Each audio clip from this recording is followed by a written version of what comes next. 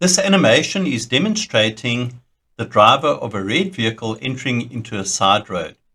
Specifically though, we're having a look at the subsection of a driver being oblivious.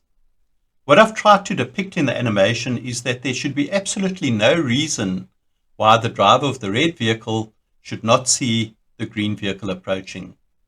There are no other distractions on the road in the form of other vehicles, cyclists, motorcyclists, or pedestrians that could distract the driver of the red vehicle. Weather conditions are fine, so visibility is clear. There's no obscurity of the green vehicle due to fog or heavy rain. And finally, the speed of the green vehicle is normal for a suburban area such as this, so it's not due to excessive speed of the green vehicle that would be a contributing factor towards a collision. And yet, a collision could still arise. We're going to watch the animation. At the end of it, then, we'll have a look at a possible reason as to why a scenario such as this could exist.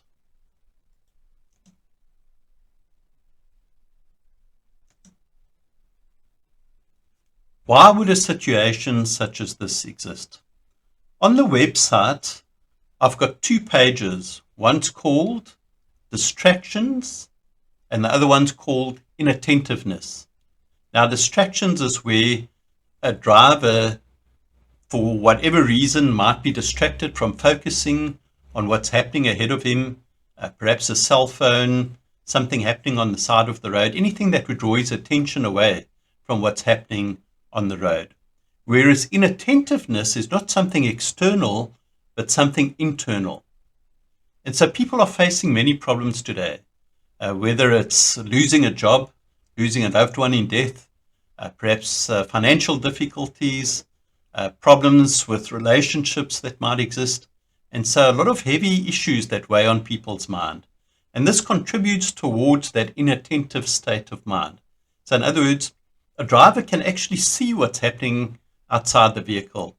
So nothing obscuring his vision, but his mind is not on the job at hand. So his mind is not focused on paying attention to what's happening outside of the vehicle.